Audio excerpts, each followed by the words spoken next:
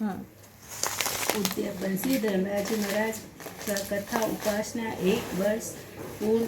मैंने कथा पढ़ती जाऊँ, आप ये करता जाइए ना। का उद्यापन करना चाहिए। उद्यापन की सरल सीधी विधि इस प्रकार अपने घर में सुंदर मंडप बनाए और जिसमें 4 समंग हो और मंडप और घर को सुंदर वस्त्र पुष्प और हरे पत्तों से सजाए।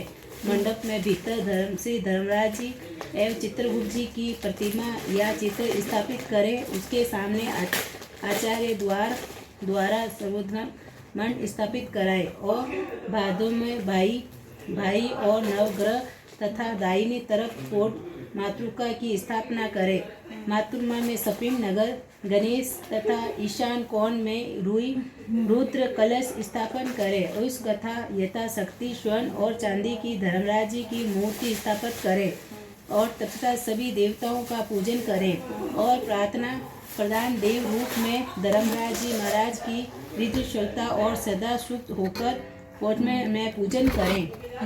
आचार्य द्वारा गणेश जी गौरी नवग्रह निमित्त हवन और नवग्रह करा के धर्मराज के निमित्त आहुति निमित्त मंत्रियों देनी चाहिए। ओम यमा नम स्वाहा, यम ओम धर्मराज नमः स्वाहा, ओम मृते नमः स्वाहा, ओम अंतदु माहाय और पंचलोकन कृपा करके दक्षिण कल्याण की पूजा और महापूर्णाहुति करें।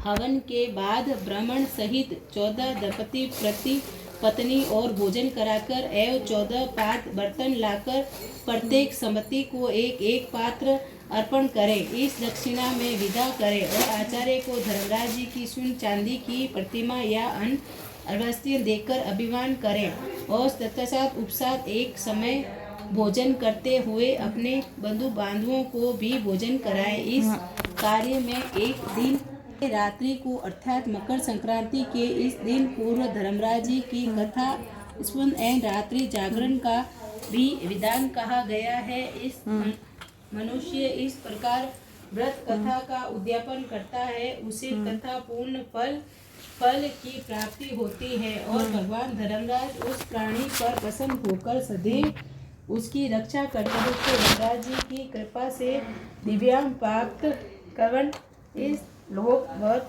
सुख और पुत्रों सहित जीवन साथी जीवन यापन करके और समस्त पापों से मुक्त होकर नरक की यथेत से बढ़कर वैकुंठ लोक को प्राप्त होता है। तो धर्मराज जी महाराज जी की जय हो। ठीक है।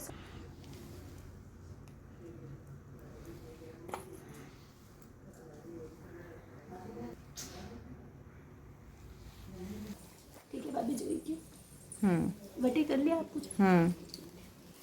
अब पीछे हटाऊं क्या हटा सकूं? पहला ले लो आप। पहला